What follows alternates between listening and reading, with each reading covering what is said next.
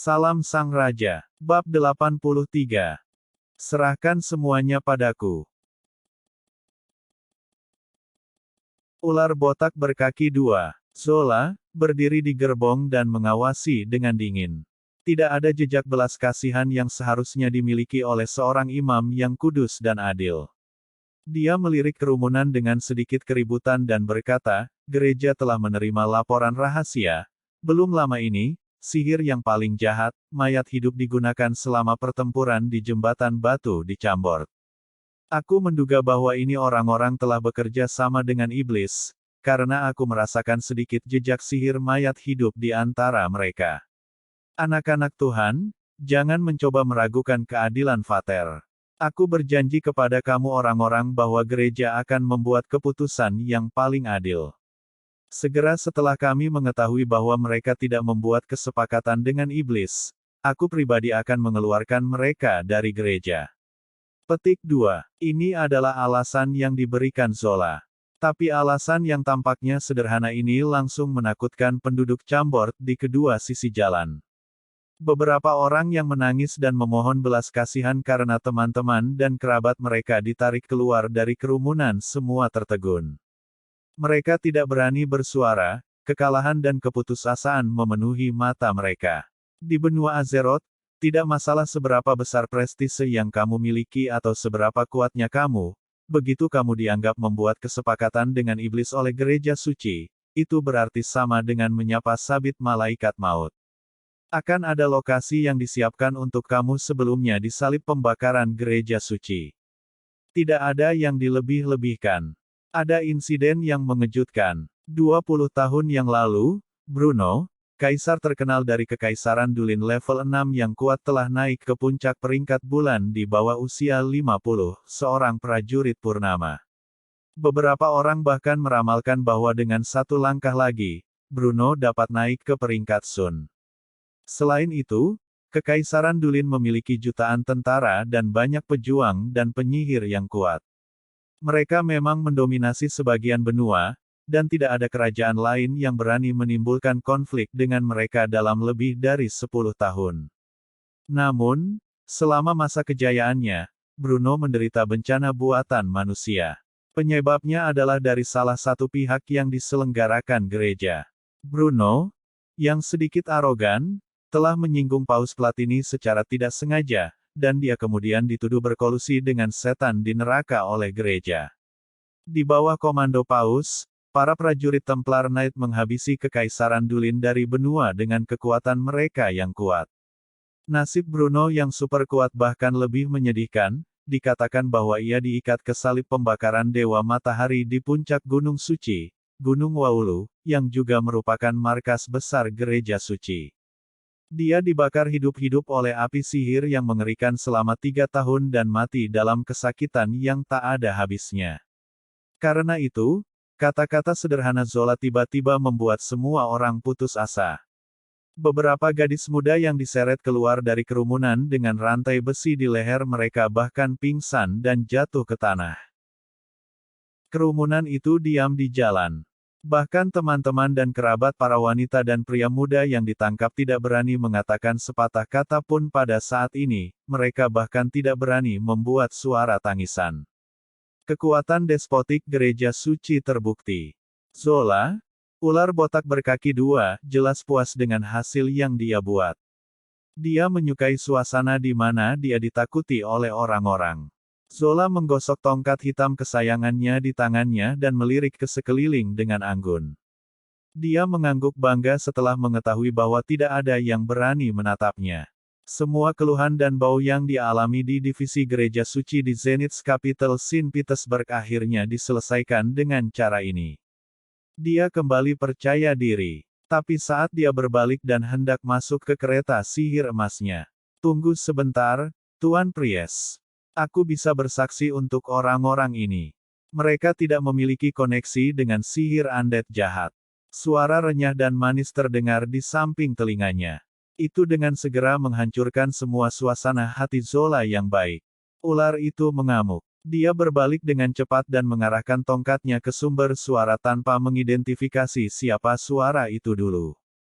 Tiba-tiba, Sebuah balok putih dengan kekuatan dahsyat melesat keluar dari kristal ungu yang tertanam di tongkat hitam favorit Zola, seperti laser, menuju ke arah suara. Keterampilan Priest kepunahan cahaya. Serangan itu mematikan. Tidak ada yang menduga bahwa Zola akan langsung bertindak untuk membunuh. Terengah-engah dan teriakan yang tak terkendali memenuhi jalan. Pendeta Zola tidak melihat siapa yang berbicara, tetapi semua orang jelas melihat siapa itu. Ekspresi semua orang berubah. Orang yang menonjol dengan berani dan menghadapi bahaya adalah calon Ratu Raja Alexander. Angela yang baik hati, lembut, dan cantik. Sinar putih terang dengan suhu yang sangat panas langsung mengenai Angela. Itu membakar beberapa rambut hitam gadis itu yang berkibar tertiup angin. Saat gadis muda itu akan mati karena sesuatu yang dia katakan, pada saat ini. Ting! Pedang hitam besar yang ditutupi oleh api biru muncul entah dari mana dan melindungi Angela di belakangnya. Pegangan pedang dipegang dengan tangan yang tebal dan kuat. Tubuh pedang bergetar ringan ketika api energi biru di atasnya bertabrakan dengan sinar cahaya putih. Nyala api berdesir, dan kedua energi itu akhirnya lenyap. Orang yang muncul tepat waktu adalah mantan prajurit nomor 1 Chambord, Lampard. Beraninya kau menyerang Ratu yang mulia. Priest Zola, apakah kamu sengaja mencoba menyebabkan konflik antara gereja suci dan Chambord? Lampard berdiri kokoh di depan. Energi mengalir biru distimulasi hingga maksimal saat itu menyelimuti tubuh Lampard dalam kobaran api. Rambut merah juga terlepas dari ikat rambut linen dan berkibar tertiup angin. Dia menatap Zola yang ada di kereta emas dan menanyainya dengan keras. Oh, ini adalah yang mulia. Maafkan kekasaran aku. Zola sekarang akhirnya melihat siapa yang berbicara dan menentang kemauannya. Namun, seorang ratu dari kerajaan berafiliasi level 6 di kekaisaran level 1 tidak ada artinya di matanya. Meskipun dia minta maaf, tetapi tidak ada yang bisa melihat bahwa dia bersungguh-sungguh. Dia melengkungkan bibirnya dengan kausal dan berkata dengan senyum tipis di wajahnya. Tuan Lampard, tolong singkirkan senjata sihir hitam kamu. Apakah kamu mencoba untuk menyerang pendeta dari gereja suci? Lampard sedikit berhenti. Setelah beberapa detik, dia mengerutkan kening dan tiba-tiba mengayunkan tangannya. Pedang hitam berubah menjadi bayangan dan dimasukkan kembali ke sarung di punggungnya. Namun, kemarahan di wajah Lampard masih terlihat. Dia dengan cepat melirik beberapa penghuni Chambord yang diseret keluar dari kerumunan oleh pendeta pemula, dan bertanya dengan marah, aku tidak tahu kejahatan apa yang dilakukan orang-orang ini. Apakah gereja suci memiliki wewenang untuk menangkap siapapun yang mereka inginkan? Petik 2. Perhatikan kata-katamu, Tuan Lampard. Zola menjadi sedikit marah dengan perlawanan ini. Dia berdiri tinggi di gerbong dan berteriak dengan ekspresi mencibir, apakah kamu mempertanyakan keadilan Tuhan? Kami memiliki bukti jelas yang menunjukkan bahwa sihir undead digunakan pada pertempuran di Chambord. Aku curiga bahwa orang-orang ini terkait dengan masalah ini, jadi aku membawa orang-orang ini kembali ke gereja untuk mencari tahu kebenarannya. Tapi Tuan Priest, aku memiliki bukti yang jelas bahwa orang-orang yang kamu tangkap ini tidak ada hubungannya dengan sihir mayat hidup. Sebelum ular botak berkaki 2 bisa selesai berbicara, tiba-tiba Angela memotongnya. Gadis cantik itu jelas ketakutan oleh serangan maut sebelumnya, wajahnya masih pucat, tetapi matanya yang murni dan seperti kristal bersinar terang. Dia melihat ekspresi memohon pada beberapa gadis muda yang ditangkap, dan dengan tegas menjawab, Tuan Priest, kamu baru saja mengatakan bahwa sihir mayat hidup digunakan dalam pertempuran di Jembatan Batu, tetapi semua orang di Chambord bisa bersaksi bahwa tidak ada orang yang kamu tangkap muncul di Jembatan Batu selama pertempuran itu. Karenanya, mustahil bagi mereka untuk memiliki koneksi dengan sihir undead. Petik 2. Kata-kata Angela membuka pikiran semua orang.